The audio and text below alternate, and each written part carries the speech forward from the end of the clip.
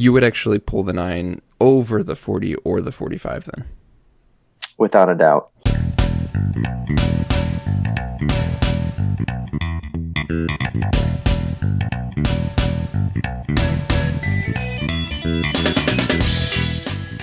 Welcome to the Hunt Backcountry podcast, presented by Exo Mountain Gear. This podcast and the gear that we produce at Exo Mountain Gear share the same purpose: to make you a more capable, confident, and successful backcountry hunter. Straight to the point, no fluff, and no BS. This show is all about providing you with valuable information from experienced hunters. To learn more about the podcast or about our backcountry hunting packs, please visit exomountaingear.com. Well, thank you for tuning in to this episode 121. Our guest tonight is Chris Forrest. He's a former Navy SEAL and the founder of Tactic. At Tactic, Chris and his team provide training for many things. One that is super unique is the course that they have called Surviving the Griz. In that course, the situation is very hands-on. Obviously, in this podcast, we can't do that, but we talk about some great lessons in this course. Things such as how to prevent encounters with grizzly bears and how to react when you do encounter one. So we talk about bear defense, whether that's for grizzly bears or black bears, what have you, and we talk about bear spray versus firearms versus some other means such as marine flares. So if you hunt in bear country, especially in griz country, you no doubt want to tune into this one, want to learn from Chris, as well as the lessons that he has learned from those who have had personal encounters and defense scenarios with grizzly bears. I hope you enjoyed this episode. Thank you guys so much for tuning in. As always, we appreciate your feedback. If you have any comments, questions, or suggestions, send us an email to podcast@exomountaingear.com. And if you're enjoying this show, we would love to see your review in iTunes or Stitcher or wherever else you might be listening to this. Let's dive right into this discussion with Chris Forrest. Chris, welcome to the Hunt Backcountry podcast. Thank you so much for joining us. Thank you. Pleasure to be here. Yeah, Steve, I know you're excited about this one too, is you might be having some future hunts in a little bit of Griz territory. Yeah, it was funny. I remember, I think you guys reached out to us like the day I was applying for like a Wyoming tag that was in grizzly country. I was like, that's kind of coincidental. Yeah.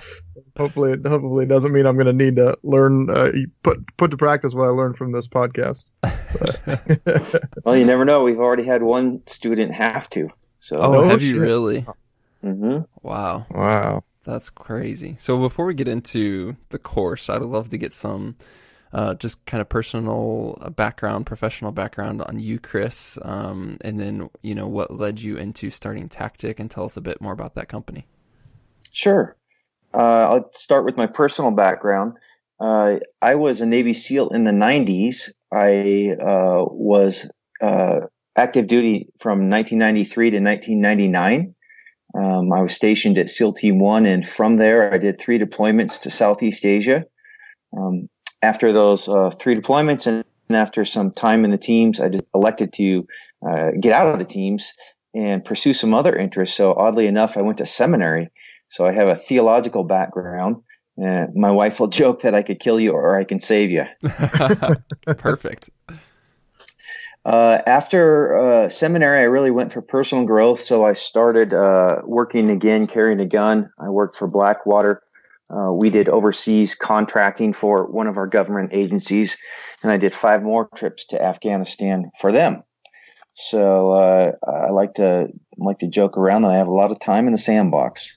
So what led you to then starting Tactic later on in your career?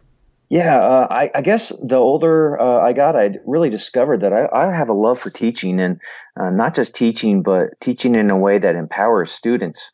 It really invigorates me to see students face their fears and overcome their fears and just have another little spring in their step when they finish our courses. So to see that progression where someone may be timid or just reserved to where they just kick butt in our courses and are high-fiving and having a great time, that's thrilling for me. So the Grizzly course that we'll be talking about this evening is just one piece of the big puzzle with tactic, but what are some of the other offerings that you guys have? Yeah, that's a good question. So we have quite a menu of different courses. We started with handgun courses, and we have 4 levels of handgun courses. We start with the fundamentals. That's class 1, where all your shooting is static. And we go over the 8 fundamentals, and we go over safety, and we get people shooting very proficiently. And they shoot about 300 rounds in that course. Handgun 2 is shooting while moving. And then handgun 3 introduces different obstacles, one-hand shooting, one-handed reloads, shooting through walls, windows, barricades. And the 4th one is we train at night. So handgun 1 is where we started. Then we added 4 carbine courses, and then we added a long-range course. So we shoot out to 1,400 yards. Then we added a goalie course where you patrol up a ravine and shoot targets of opportunity. We have a shotgun course. We have an avoiding violence class for women, which is awesome. It teaches them how to have the right mindset and what tactics predators use and how to counter them, and then how to fight. We also do concealed weapon permit classes. So we kind of have we do a driving course. You know what they say, what goes 90 in reverse, a rental. Awesome. So obviously, tactic, as the name implies, is very much focused on the tactical aspects of things. And obviously, as you mentioned, mixing in personal defense. I'm just curious how this surviving the Griz course came into that, like the hunting, the outdoors. Obviously, there's some relation there with firearms and the use of weapons and kind of a defensive scenario, if you will. But really, how did the Grizzly course come about? Was it just something that was requested from students or a need you saw in the market? Yeah, that's a really good question, and I wish I could claim that I was brilliant enough to think of this course, but a number of students who were avid bow hunters got together and they say, Chris, we've never practiced either with a firearm or with pepper spray or bear spray, and could you build a course for us? And that's my favorite thing to do, so I said, yeah, let's do it. Now, what's unique about tactic in our training is we like to make it as realistic as possible. And we have a philosophy called forging, where we try to get people in a startle response so they get to practice under stress. The more you practice under stress, you really inoculate yourself should the real thing happen. And so I kind of scratched my head and thinking, well, how can I make this class exciting and dynamic? And the first thing that came to mind is I'm going to get a real grizzly bear.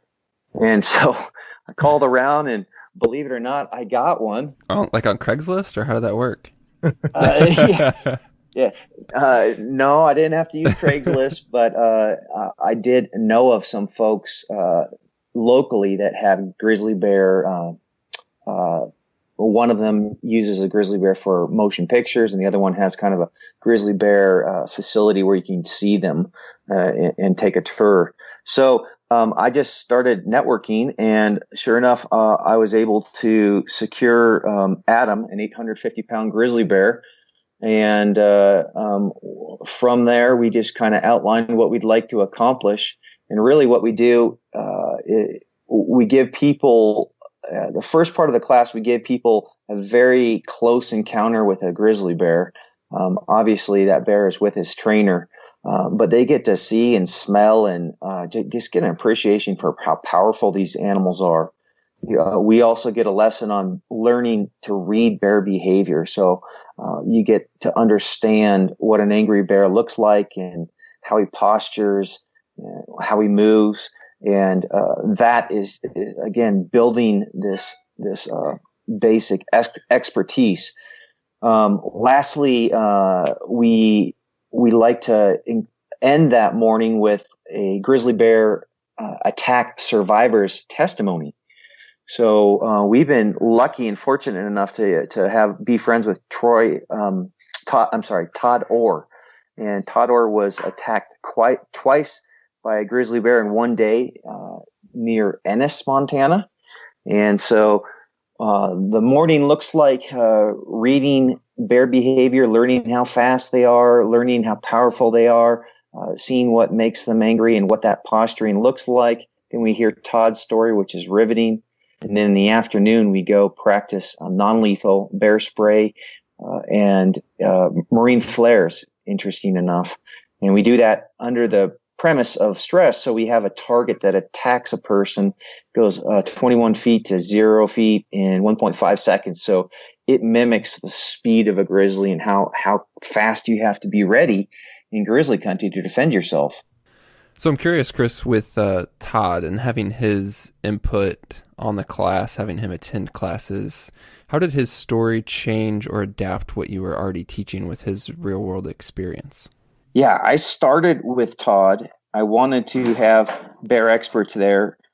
They know more than I do. And so his story is just riveting. And to hear him tell it and to hear about how that bear behaved, and it actually stowed its cub and then came back when he wasn't expecting it. And it's just such a learning experience. So I really feel like the bear trainer and also Todd with his story enlightens our students and just shows what these bears can do. And so I would say that the class is valuable because of them. And I was just lucky enough to ask and become friends with them, and it worked out. Yeah, awesome. So before we get into some of the specifics, because I want to get into kind of, grizzly behavior, get into obviously encounters, and then what actions we do or don't need to take as hunters in those encounters. I'm just curious, before we get into that and speak about grizzlies, how much of the information that we will cover in this conversation or that you cover in the course is unique to grizzlies versus other bear species, for guys who might be hunting in, black bear country and have a higher chance of encountering those species? Yeah, that's a good question. One of my instructors is actually a hunting guide, and he tells me that black bears are the fraidy cats of the forest. And that's been my experience is they don't want to have anything to do with humans. However, if a black bear attacks you, he's attacking for intent. He's going to kill you. He wants to eat you, and or definitely injure you or kill you. And that's a little different from grizzly bears, who sometimes just want to teach a lesson, and they don't always kill their victims. So grizzly bears, they're not afraid of anything. They're kind of the keystone species of the forest. And if you run into a grizzly, it's best to not let them know that you're there and kind of back up and back out.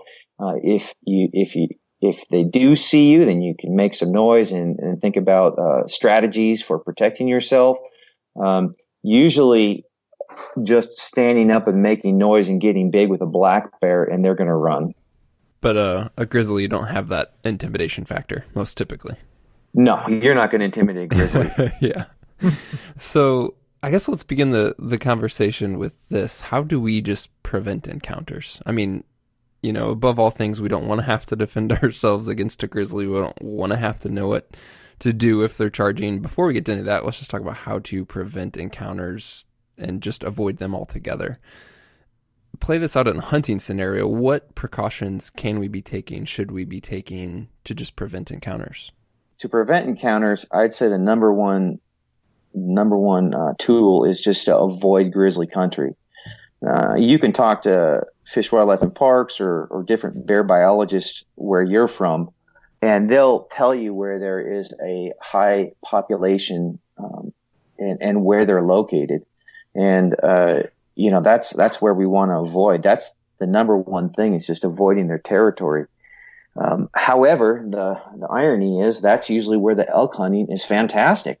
And so there's a trade-off. If you want to hunt in remote areas where you're likely to harvest an animal, you're going to come across bears, whether it's a black bear or grizzly bear.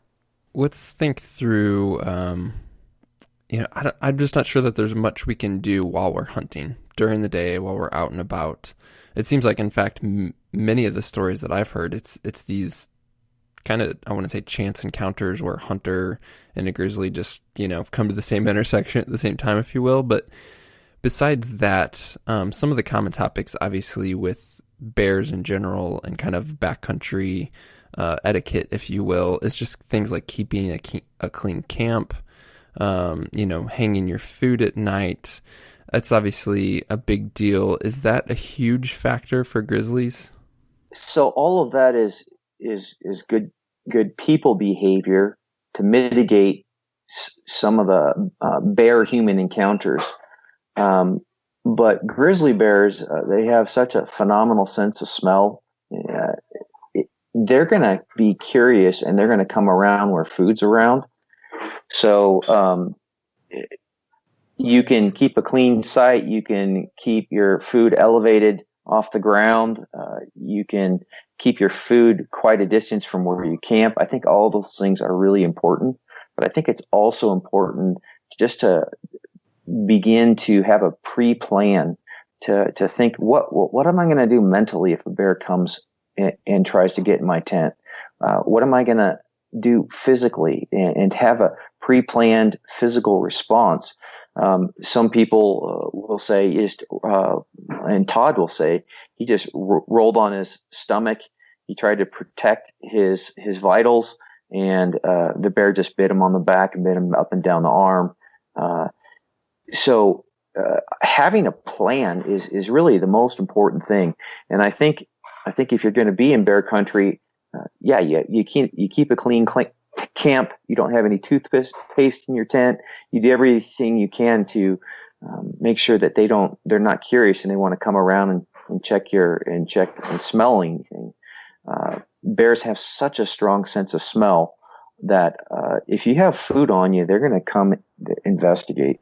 I know this is such a specific scenario, but it's one that I'm sure many hunters who have either been in bear country or thought of hunting in bear country, and specifically, sleeping out in the backcountry, have thought of. If you think there's a bear in camp close by you, you're in the tent. I mean, are you just, as we mentioned earlier, you can't do this intimidation factor with grizzlies, things like that. I mean, you're just laying still, hoping for the best. You mentioned mental rehearsal, but really, what's an action plan if you think there's a Griz in or near your camp and you're in the tent and it's the middle of the night? Yeah, that's another good question. So we try to be really aware of what new trends are happening, and right now most Alaska guides would rather carry a marine flare than bear spray. All animals are instinctively resistant to fire and don't want anything to do with it. And so these marine flares that we're trying out, they have like 15,000 candle power to 30,000 candle power. They're loud when they ignite, and they're loud when they burn. And it's like looking into a welding torch. And from my experience, that works extremely well. So you have to, I guess, if you're in your tent and you hear a bear and you're in bear country, you have to decide, do I just stay quiet and hope they move on, or if a bear should start investigating and push on the tent, or to them it's like a big bouncing house. I mean, they're gonna typically bears will kind of jump on tents and kind of explore, at least grizzlies, and so you got to be ready for some course of action. You're either gonna play dead and cover your vitals and hope that they're just trying to teach you a lesson, or if some bears are eat humans, and you have to be prepared, in my estimation, to fight. Yeah, we'll for sure get into more of these non-lethal choices, and obviously cover sidearms and things like that as well. Just shifting to the daytime, keeping on the encounter topic and maybe some prevention. If a hunter is noticing, maybe spotting grizzly bears, we can kind of come up with different distances, different scenarios, whether they're seeing with the naked eye, maybe seeing them, through optics as they're scouting, looking for game that they're hunting. If we know that we are in bear country, we're actively seeing bears in daylight hours, how does that change things? I mean, what is the recommendation there? I mean, just even personally, what types of decisions would you be making? Would you consider staying there and hunting? Just kind of walk us through some of that. Whether or not you stay there and hunt is a personal decision, and you're assessing risk versus benefit. I think different people would answer that differently. But let me try to answer your question by contrasting two stories. So there was a bear attack in Taylor Fork near Big Sky, Montana, and some hunters just were walking a trail and came across a bear that was on a kill, and they've been told to make noise and use bells. And so their first response was to shout out, hey bear, and to let that bear know that they're there and that they didn't mean and have any malintentions. Well, because that bear is on a kill, it is extremely protective. And as soon as they let that bear know, that grizzly know that they were there, they were attacked. And that bear closed 50 yards. I mean, here's what blows me away is a bear can do a 50-yard dash in 3.9 seconds. I mean, that's faster than the top NFL sprinters, much faster. And so that bear was on them before they had any time to really think about what they're going to do. And they didn't have bear spray in their hand. They didn't have a firearm in their hand. So by them alerting that bear, hey bear, they got eaten. Now, I had a client that is always in the backwoods. He is an avid bear hunter. And after taking my class, he just thought through his scenarios a little bit more succinctly. He came across a bear. The bear didn't see him, and he got off the trail several yards away, maybe 35, 50 yards away, and he got behind a tree, and he had some tools to manage that bear in his hand. He was ready for that bear, but he didn't say anything. He just let the bear mosey on by him, and that bear had no idea that he was even there. So I would call that a win. He was sharing the same territory as a bear. He didn't have a human bear encounter, and everything turned out fine. He got to go home. And so you have to be thinking, and to say that, to carry bear spray and think that is going to protect you is pretty myopic. You have to really think, not only do I have a bear deterrent, but how am I going to use it, and when would I use it? And so it's a thinking's man game. If you're going to be in bear country, and a lot of people like the benefits of being in bear country, whether it's hunting or hiking or mountain biking, you just need to think about, okay, you need a what if a situation. What if I would come across a bear and it didn't see me? What if I came across a bear with my mountain bike and it started to charge me? And you have to have a pre-planned physical response that you're ready to do. And if you haven't tried bear spray, and if you haven't shot a firearm under duress, then that bear is going to get you. That's the bottom line. So before we talk about the specific, as we've already mentioned, bear spray, marine flares, firearms, before we talk about those and the pros and cons to each of them, what are some of these situations that you can help us out with in terms of taking specific actions? So how should we read bear behavior, understand maybe the dynamics of an encounter if we have one, when to maybe be more aggressive than others? Is it ever a good time to turn your back? Walk us through some of those practical physical steps of reading and responding within an encounter. Well, I could talk about reading bear behavior a little bit, but there isn't if bear charges, I do B, or if a bear is grazing, I'm going to do this. Everyone has to decide what's logical for themselves, and it's different. It varies depending on the situation. You just can't say it's always going to be like this. But what you can do is you can know where bears are, and you can elect to take that risk or to not take that risk. And what you can do is learn bear behavior. If bears are upset or bothered, they will actually kind of stiffen their legs and kind of like pounce the ground.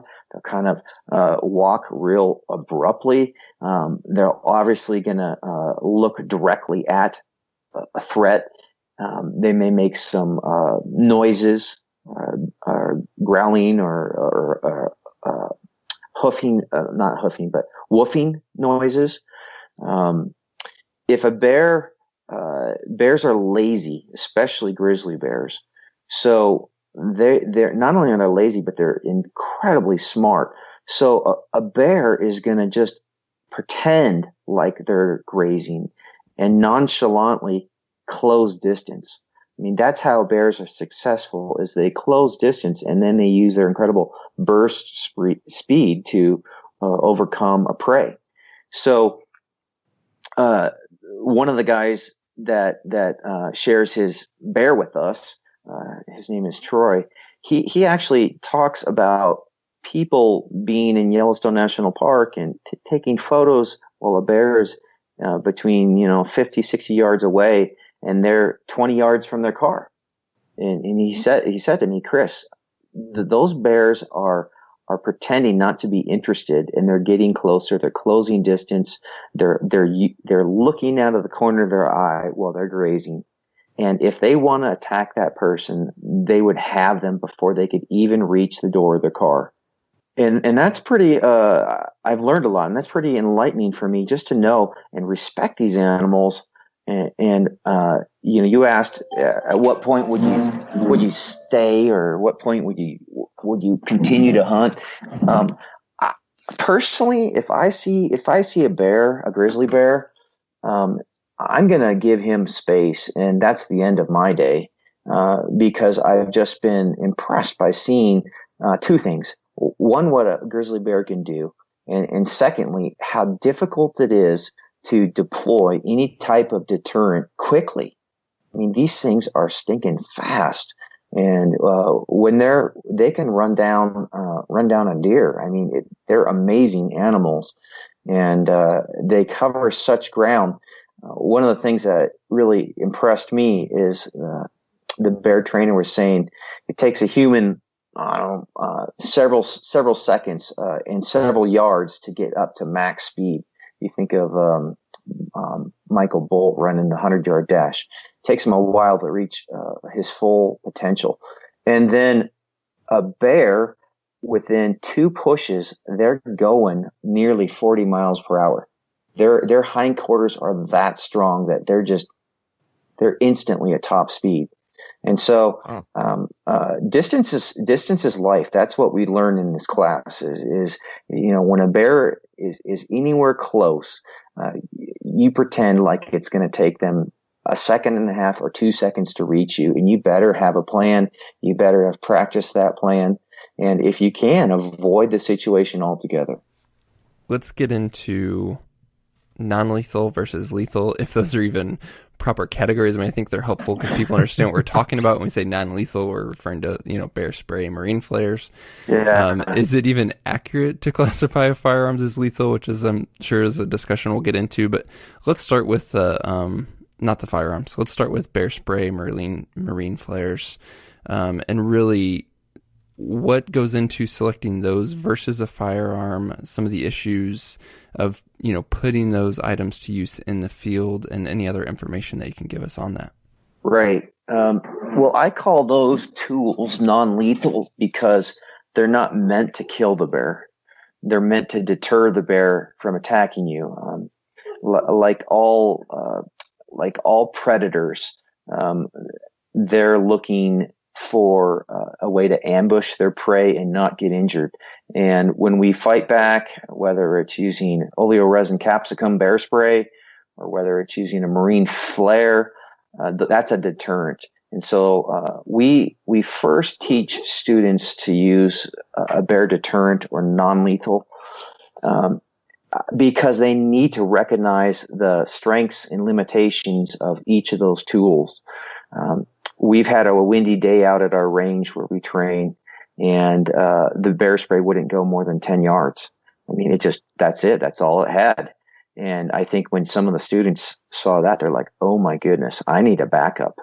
And indeed, my student that did engage a bear during bow season, they first tried bear spray and the wind blew it back in their eyes and they were contaminated. So, bear spray isn't a panacea. It's not a prevent all. But if you learn its strengths and its limitations, then you can take advantage of it and deploy it well. So those are my thoughts with bear spray. And the other tool is a marine flare.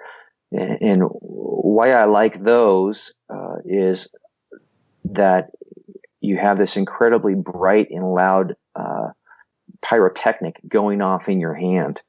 And in fact, there's no animals that are going to rush towards that.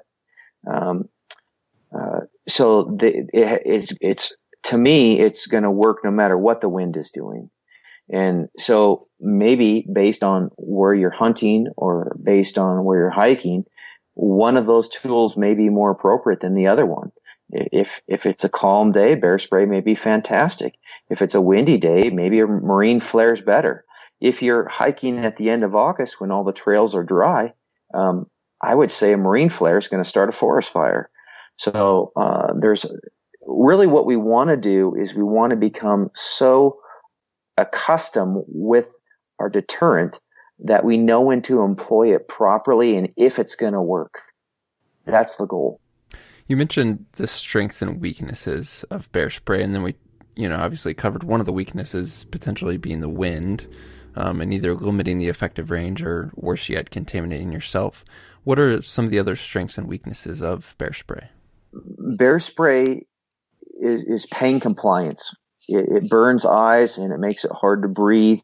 But you will find that there are bears and humans that can fight through pain compliance. Law enforcement has all of their officers get sprayed in the face with basically oleoresin capsicum or pepper spray. That's the same ingredient that's in bear spray, although the concentration may be a little higher and it may be mixed in with more oils. So law enforcement officers will use their fingers and pry their eye open and practice fighting through that. I think that a bear, if he wants to eat you, he will eat you. I was a Fish and Wildlife Management major. That was my Bachelor of Science from Montana State University. So there's numerous stories of bears who have been deterred by bear spray, and then they did go away for a little bit, and then they come back and they're pissed, and they're not going to stop the second time around. And that's been documented by the game wardens that I've visited with.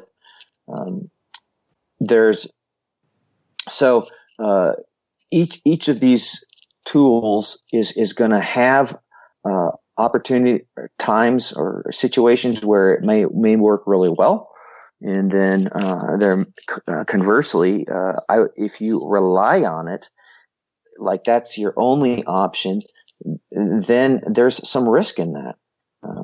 And that's what we want to do with Tactic is expose people to what the bear spray can do, and also what it can't do, so they can make an informed decision about what to carry. On that windy day, when you said you're using the bear spray and it's only making 10 yards, you talking 5-mile-an-hour breeze, 20-mile-an-hour? Like, what's kind of what's too windy for that to be an effective option for the day? Well, even on a clear day with a full can of bear spray, I never see it go past 15, 20 yards. I mean, you got to wait till the bear's on you almost before you start. I mean, you can begin spraying and build a high pressure area in front of you to push out the spray a little further. But that bear spray can's not going to last that long. So you got to really time it well. I'd say at the range when the bear spray was clearly not working well, was like an 8-mile-per-hour crosswind. Okay. It didn't take a whole lot, but it's going to mitigate or stop the ability of that bear spray from reaching its target. How, when you pull the trigger on a typical size bear spray, how long is it spraying for? 5 seconds? 2 seconds? Yeah, 10 seconds? yeah, usually 5 to 7 seconds is about what you get. Okay. Yeah. So if they're charging from 50 yards, I mean, you're starting right that second. They're 50 yards. You got 5 seconds to spray, and they're going to be on you. Yeah, that's what we're learning is you got to start soon, because when they lower their head and when they're at a full gallop, they are stinking fast. In fact, Troy Hyde shared that he got a good bear spray out. I'm sorry, not Troy, but Todd Orr. When Todd Orr was attacked, he got a good cloud of bear spray out, and that bear was going so fast it just ran right through it, and it couldn't stop its momentum. It didn't want to stop its momentum, and it just leveled Todd. And the first time he was attacked by that bear, it wasn't that long of attack, so it probably was uncomfortable. It probably had some bear spray in its nasal passage. But the first attack was less than 30 seconds, and after it just left after a bit. So the bear spray may have shortened the amount of time that Todd was attacked. Second time he was attacked, it's by the same bear. They just happened to go different directions and meet down the same draw. They just kind of evacuated and crossed paths again. And that bear, he didn't have bear spray, and that attack was really long. That was a hearing bones crack and being stomped on and having backpack ripped off, and his gun was 20 yards away. And so bear spray is a great tool. It's just appropriate to know its limitations and how it succeeds, so you can plan accordingly. This is a quick rabbit trail, and I want to come back and talk about the marine flares and stay on topic. But I'm just curious with Todd's story coming up again, and I've heard it, and from what I've understood, the second encounter was kind of just a freak, unfortunate scenario. At the same time, I'm curious, has Todd mentioned in any of his stories or any of your classes anything that he would have done differently after that first attack, or was it truly just he feels like he made the right call, was headed, in a reasonable direction, taking reasonable precautions, and it was just an unfortunate second encounter? I think it was an unfortunate second encounter. I think listening to Todd, hearing him discuss how when the bear was attacking, what was going through his mind, he was telling himself positive mental attitude. He was kind of coaching himself, saying, "Okay, just stay still, and this will be over soon." And he said things like, "Okay, I'm just going to protect my vitals. He can have my back." And he was really almost like he had military training and he's experienced and thought through what to do.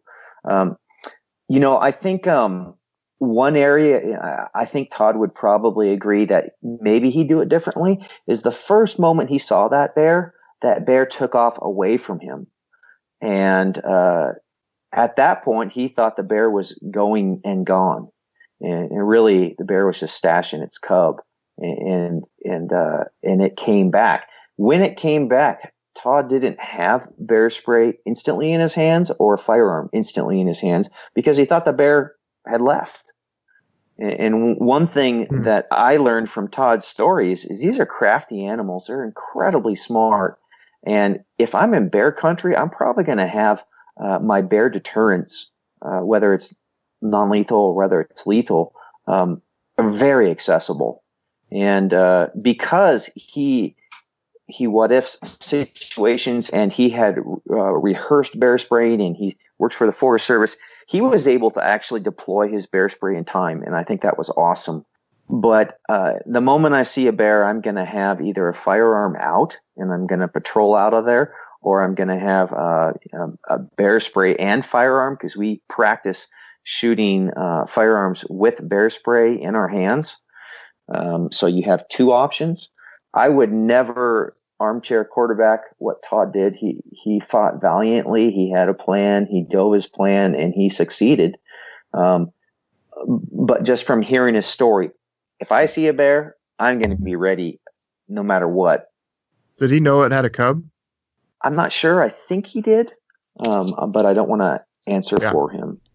So getting back to the methods, marine flares, I'm just curious to hear more about them and just help to give the listeners a better picture for what they are and then specifically how they are deployed. I'm sure most of our listeners are familiar with bear spray and the canister and, how you actuate the spray to somewhat. But with marine flares, I have two things that come into mind. One is the gun that you see in the movies that shoots off a flare up into the air.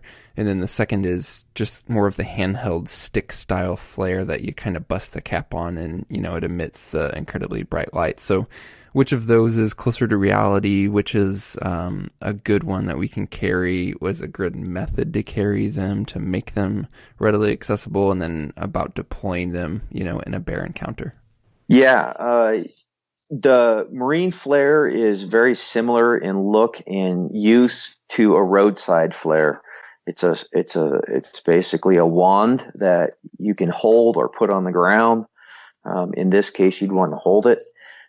It has a release device that initiates the flare. Usually it's a string of some kind, and you tug it real hard. And these marine flares, it almost sounds like a 22 going off. It's a pretty loud pop.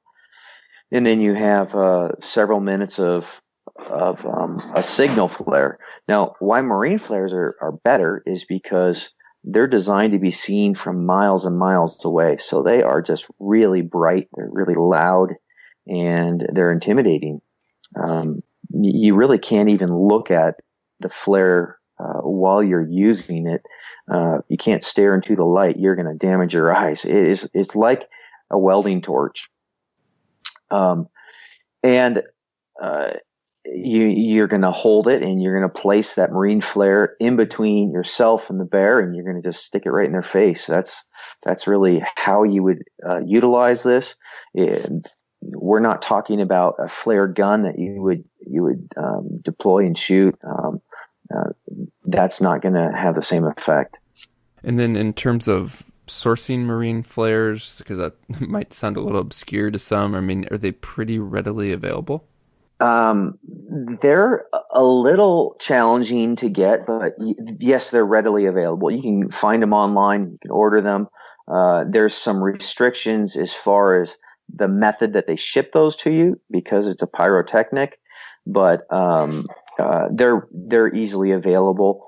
And I've just tried a couple different brands, and I'm still kind of working that out and seeing what I think's best. I would imagine that, I try to tell people if I don't know what I don't know, I'll tell you. I imagine that there might be some great feedback from some of the guides in Alaska that guide those big brown bear hunts about what style they like best. All I can tell you is that you want it readily accessible. In fact, because we have a target that charges at you and mimics a bear, a lot of our students are actually squirting and deploying the bear spray right from their belt. They just, have the nozzle always facing forward. There's not always a lot of time to pull it out of, especially those flimsy little fabric bear holders. Those things are not good. Yes, it's funny. That's the bear. I was up in Alaska this year on a caribou hunt, and luckily it was very, very open country, just open tundra and not a whole lot of brush. But I remember kind of practicing getting that out of there, and I was like, man, if we're in a brushy spot and they're 20 yards away, like I'm not getting this bear spray out of this pocket fast enough. But I didn't know, I didn't really plan for an alternative or have a way to change that while I was out there in the field, just kind of hoping that you got lucky and they were. You just didn't catch them in a really bad spot. Yeah, I agree. There is a Kydex plastic holster for bear spray. In fact, the bear spray company UDAP, you can buy the bear spray canister with that Kydex holster. And I really like those because you can just rip it out of the holster sideways, or you can pull it straight up and release it that way. But it's not going to spin in the holster, and uh, you can use. You don't have to fight the fabric trying to bind up, or it's you don't have a strap over the top that's locking that bear spray canister down. I mean, that's just one more thing to slow you down from deploying it. And so I really do like those Kydex holsters. Yeah, I've seen I know that FHF gear, which makes bino harnesses and some other gear that listeners might be familiar with. They make it's still, it's a Cordura. It's still a fabric-based holster, but it's definitely better than the super flimsy ones that, tend to come with the canisters themselves. But yeah, I didn't realize Kydex. That's definitely something worth looking into. Yeah, that's the only holster I would carry. Yeah. So let's get into firearms a bit. I'm sure that this can be a debated topic. I know it has been in past articles and discussions that I've seen and heard, but I would just love to hear from your experience, really several things within this. So firearm choice, and let's relate that to caliber cartridge choice as well. I know that you guys have done some ballistic testing. So let's just start with the physical firearm cartridge and all that, and then maybe get into some of the deployment and usage. Bears have such a thick hide, and I'm talking about grizzly bears in particular, and such a dense bone structure, and their vitals are so many inches within their carcass that you need a round that basically will go deep and poke through a bear. And it's this kind of blew me away. In order to see what rounds are going to work well with a bear, we just tried all the different handgun cartridges. We tried to shoot through glue lam wood. We've tried to do shoot through glass and test some different things. And what we have found, and it's really surprised me, is the slower, fatter rounds just aren't getting the job done. You really need a high velocity round, a round that's going to be well above 1,200 feet per second, to go through those, to mimic going through those, the hide and getting deep enough that where you're going to hit vitals. So what really blew me away, I thought a 40 caliber would be fantastic, because it's the same diameter as a 10 mm. It's a little bit hotter than a 9 mm, but it failed to go through the wood test time and time again, and that was shocking to me. The 45, it goes so slow and it's so fat, you don't have a chance. I mean, it doesn't penetrate well. Great for human beings that have a thin skin and they're not so thick. But if you're trying to penetrate deep into the cavity of a body, believe it or not, the 9 millimeter was fantastic. And the best round that we tested, I'm talking auto loader rounds, was the 10 millimeter. The 10 millimeter, it's the same size as a 40, but it's so much hotter that it just blows right through all the different substances that we were using for penetration tests. So, as far as the ammunition, the type, if you're using any kind of defense round that is a hollow point, if you're using any kind of defense round that has a plastic tip and it's designed to expand, that's not going to get the job done. You need to use a solid lead cast bullet that's extremely hard, extremely heavy, and extremely fast.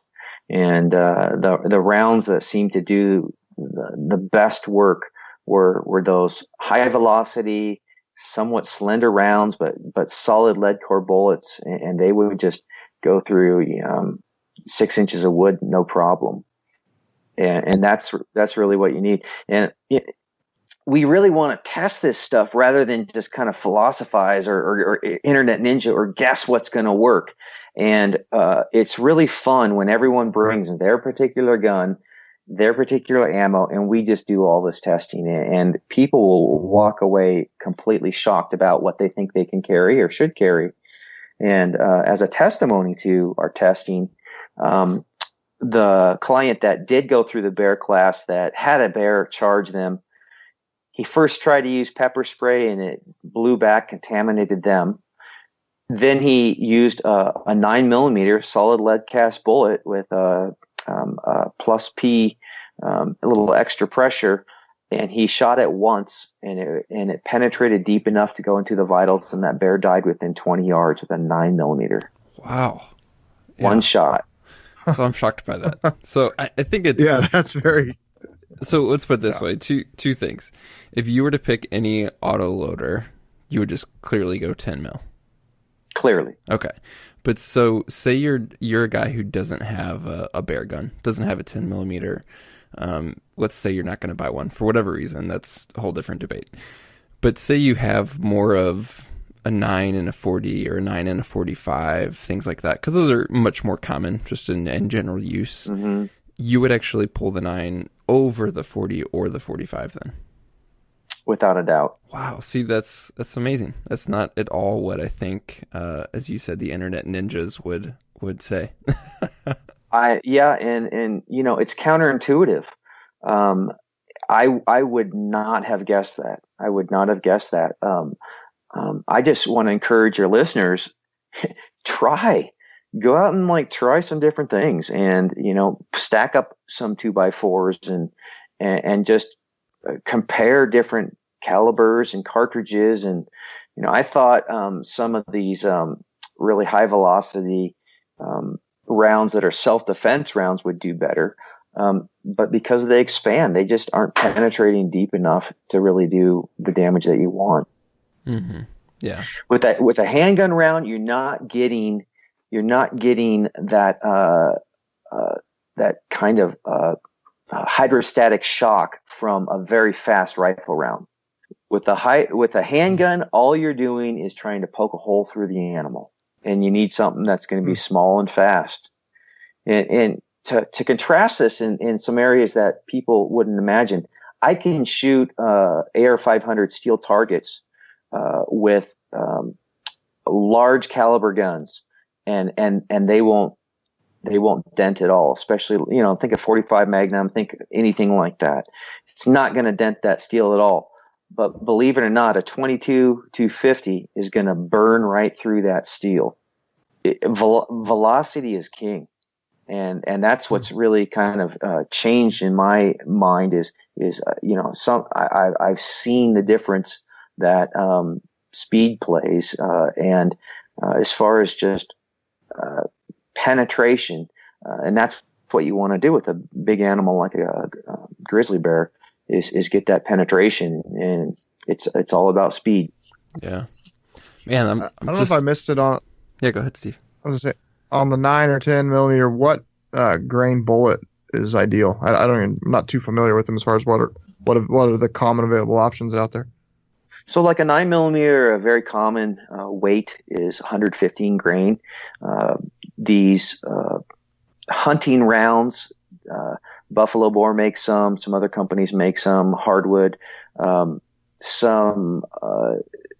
they're probably pushing 147 and another 200 feet per second. Yeah, I was literally just, because I was curious, I shoot quite a bit of 9, and I was curious what was out there in terms of solid lead and a plus P.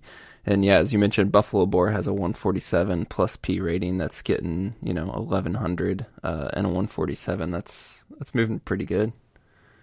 That's what my client used to kill that grizzly bear that was charging them. Wow. Huh. That's shocking. So what other options are out there if we get out of the autoloader world? Yeah, I like autoloaders just because they're so easy to shoot, and you have so many rounds that you get to carry in a magazine. They used to maybe not be as reliable as a wheel gun, but I think nowadays they're every bit as reliable as a wheel gun. If you're gonna carry a revolver, I bigger is better, faster is better. So it used to be that people would carry a 357, and then it went to kind of a 44 Magnum. Now people are carrying even larger calibers than that. Um, any one of those large caliber wheel guns is gonna it will do actually better than most auto loaders, except maybe the 10 mm. It's going to be just as efficient. Okay. I'm curious to compare like these larger caliber wheel gun rounds with the issues that the 45 was then having. So they're larger caliber, but they're just carrying more velocity than the 45 was, just moving too slow. Yeah, if you look at a cartridge, a 45 cartridge is very short. There's not a lot of powder in it. Any wheel gun cartridge is generally pretty long, right? And so they're getting the velocity. They're overcoming that minimal velocity, and they're able to penetrate really well. So one disadvantage with one of the larger caliber wheel guns is just they're stinking heavy. Right.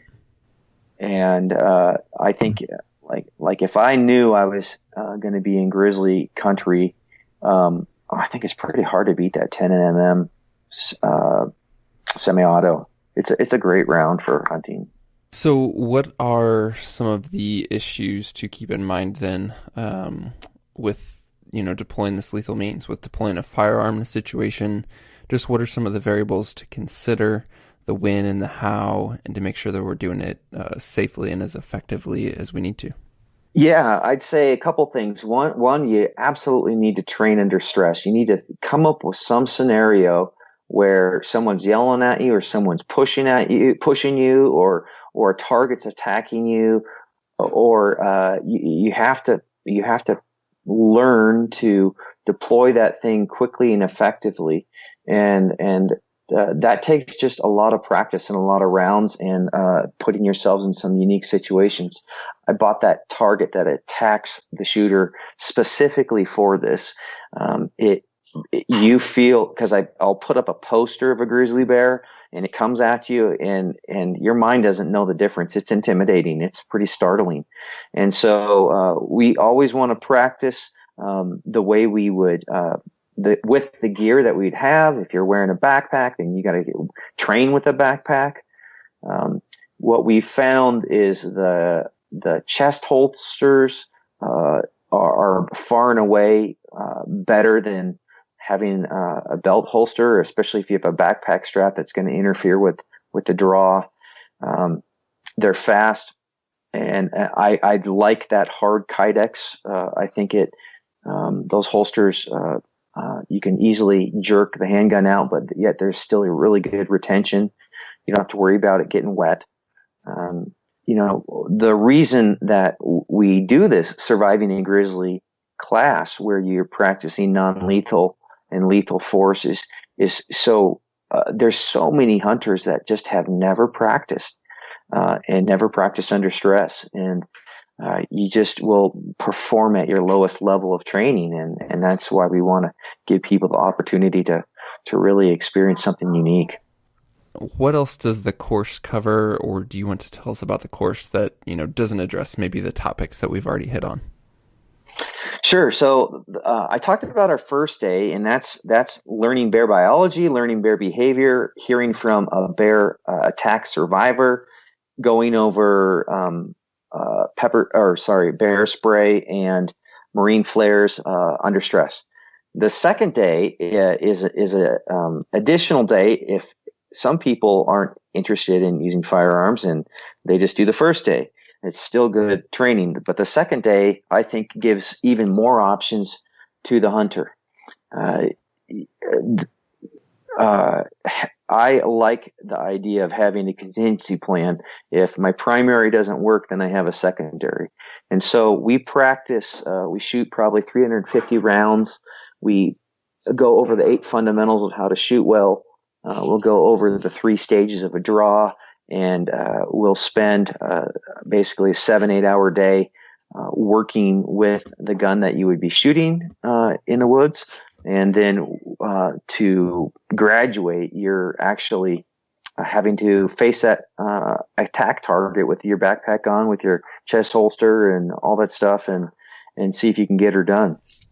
What goes into, you mentioned the live grizzly experience. What exactly are you doing with that? I know you talked a bit about there's behavior and understanding that, but what is the encounter in the class with the bear? So we go to a field, and the bear is put in just a little pen with a single perimeter of electric fence, and we just kind of study the bear. And then the bear comes over and kind of checking us out. We check it out. The trainer feeds the bear, so you get to. The trainer also does some things where the bear will open up its mouth. We look at a bear's skull, so we see how the angle of its skull is. So where you need to shoot on that skull. And then we hear stories while we're observing the bear about what that particular bear has done. It's incredibly strong to kind of see some of the trees that this bear can push down, because it can do it on command. It's incredibly interesting to see how much dirt they can move when they're trying to find an animal that's subterranean. There's just a lot to learn, and to see this lazy looking animal and to know how fast it can charge and how quickly it can charge, and what it looks like when it stiffens up and shows aggressive behavior. All of that's really not only invigorating, but you feel like now if you see a bear in the wild, you'll recognize if it's aggressive or not, and what its capabilities are, and then you'll be able to adjust accordingly. All right, awesome. Where can guys go to learn more about the Griz class, as well as everything else that you guys have to offer with Tactic? Yeah, website. My website's probably the best place to go. It's tacticmt.com, tacticmt.com, and we have all our courses listed. We usually do about 5 or 6 bear classes a year, as well as the driving courses and other courses that if people are interested in. That's where you go. Perfect. Chris, thanks for your time. Awesome. You're welcome.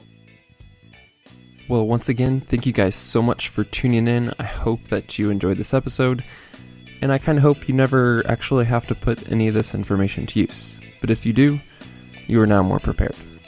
Again, you can reach us by email to podcast@exomountaingear.com, or if you're enjoying the show, we would love to see your review in iTunes.